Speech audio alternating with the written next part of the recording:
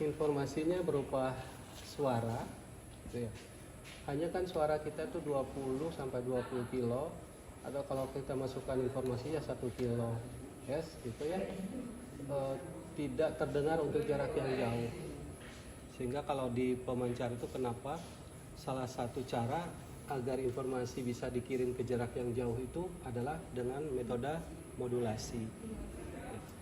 Di modulasi itu bisa menyampaikan informasi pada jarak yang jauh, bisa digunakan untuk merahasiakan informasi dengan enkripsi, dengan scrambler dan seterusnya, salah satunya. Nah, ini dimodulasi dengan modulasi fasa. Modulasi analog kita kenal adalah 3, modulasi AM, FM, dan modulasi fasa.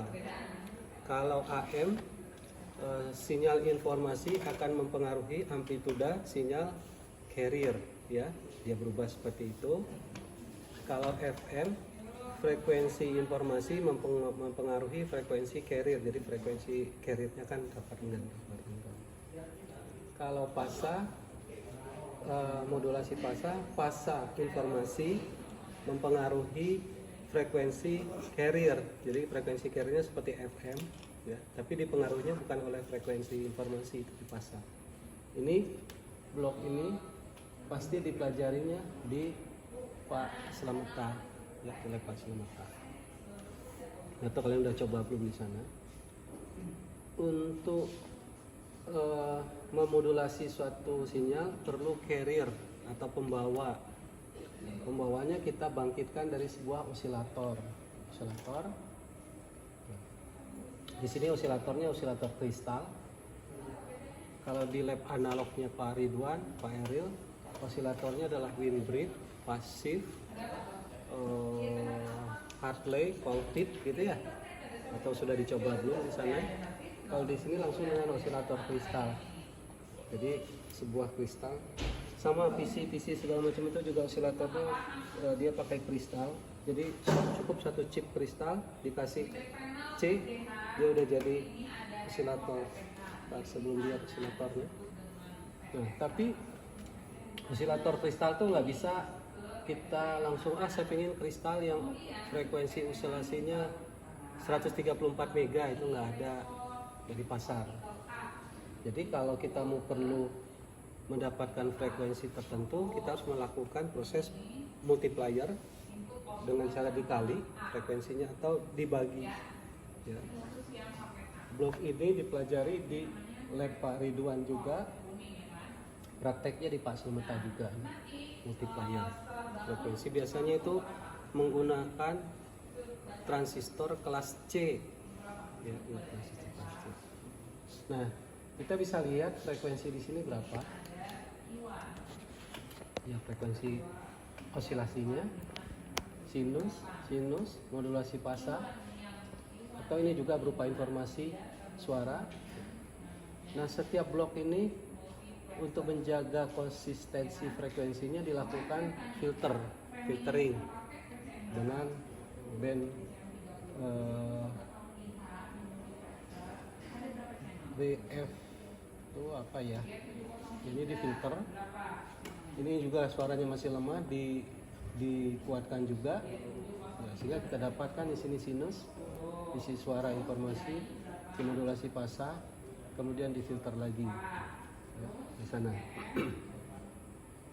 Setelah melalui rangkaian ini, kemudian kita bisa melihat output ini sudah termodulasi di sini. Berarti di sini sinyalnya FM. Ya. Informasi sinusoidal, sinyal tunggal dimodulasi di sini sudah berupa FM, hasil modulasi fasa. Jadi seperti FM gitu. Kalau dengan alat kita bisa melihat spektrumnya. Spektrum FM ya banyak sekali seperti itu ya. Kalau dilihat spektrum FM itu tak berhingga bandwidthnya. Hanya biasanya dibatasi dari daya sekian sampai daya sekian untuk itu. Nah, ini spektrumnya belum bisa kita lihat dengan baik juga karena ininya nggak masuk informasinya tadi. Dikuatkan lagi, berarti ini dayanya udah lebih besar. Frekuensinya sudah dikalikan 12. Ya, dikalikan 12, kalau kita kalikan karena kita mengejar 134 mega di sini. Ya. Sementara osilatornya nggak bisa mencapai 134. Jadi kalau saya kalikan 12, 134 saya bagi dengan 12 itu berarti di sini frekuensinya 11,16 mega. Kalau saya bagi di sini 11,16 mega, di sini udah saya kali 12 berarti 134 MHz. Nah, kemudian 134 MHz ini akan kita pancarkan, kita kuatkan dayanya dengan power amplifier, ya. Kemudian kita nggak ingin dayanya itu berubah-ubah, konstan. Kebetulan terakhir tuh saya tuning di 8 watt dayanya, berarti keluar di sini tuh 8 watt, ya, 8 watt. Ini kita tutup supaya ngukurnya nggak dari sini, dari belakang ukurnya, ya. Belakangnya saya kasih